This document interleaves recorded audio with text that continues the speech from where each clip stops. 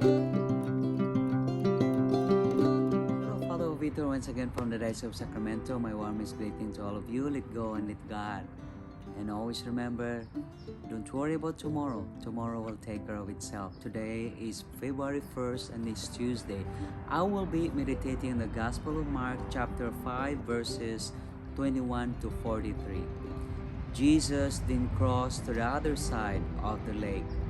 And while he was still on the shore, a large crowd gathered around him.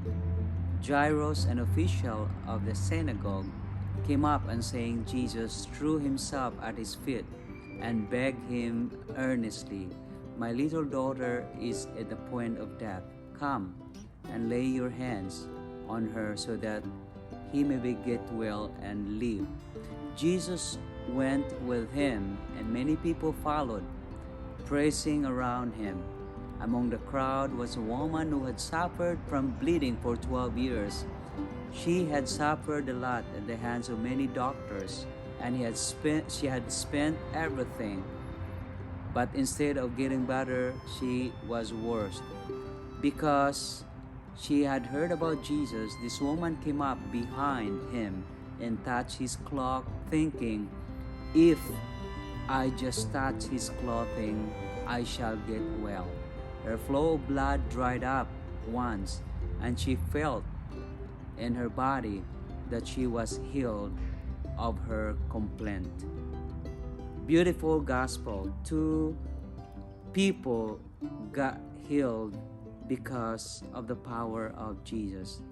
The daughter of Jairus and also this woman who suffered for 12 years. If you ever felt isolated, lonely at this time, dejected, underappreciated, then you have something in common with the woman in today's gospel. We could easily connect that kind of life. This woman, because she was hemorrhaging, was in the state of ritual of uncleanness.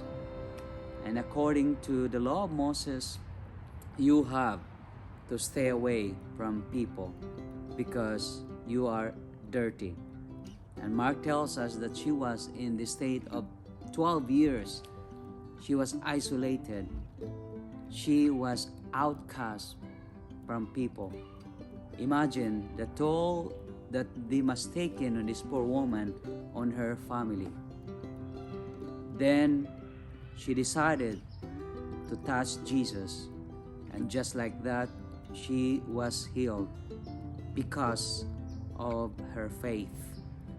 Finally, this woman who had been so alone for so long could be fully united with her family. She was so excited and she was so happy.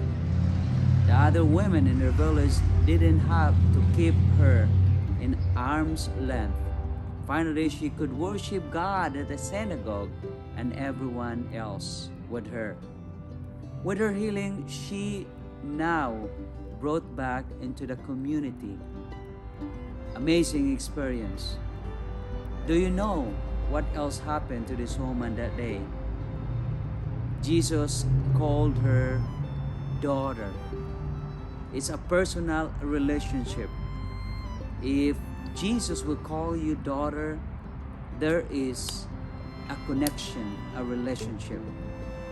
When he learned that she had been cured by touching his cloak, Jesus didn't draw back or rebuke her for possibly contaminating him. Instead of denying her healing, he took it one step farther by calling her as a child of God.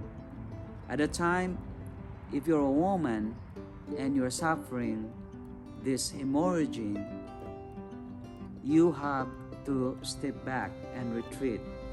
But instead of stepping back, she had the courage to touch Jesus. And the first reaction of this woman was healed through her faith to Jesus. Jesus welcomed her into his own family that day.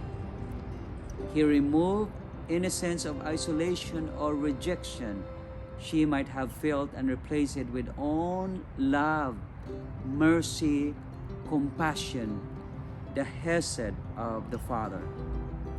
Daughter, son, my beloved. Those are the words that Jesus always used for personal encounter to all the people he met on the road. Hearing God calling you or me or all of us by these names can change our life. It can tell us that we are not alone. Jesus is with us always. Sometimes we question why I'm alone of doing or fighting or struggling. But the reality is Jesus is with us. We heard that on Christmas. Emmanuel. Jesus, God is with us in our sorrow, in our grief. We are not fighting alone. Jesus is always with us. It can tell us that the Father in heaven sees each one of us, loves us, and wants us to be found and to be in a good relationship with Him. And it can encourage us to turn to Him for even deeper healing. From the moment that this woman reached out to Jesus, the woman became an official patron saint of the lonely. Why? Because of her courage. Sometimes in life, we need courage if we want something. We need courage to pray, to invoke, to beg. Ask Jesus, Lord, heal me. Lord, help me. I want to see. I want you in my life. And that's conversion. That's metanoia. That is changing our heart and mind, because the Lord will help us in our day-to-day life. Not every one of us who feels abandoned or isolated can find ourselves in her story.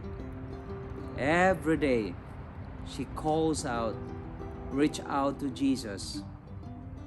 Come and let Him call you His own also.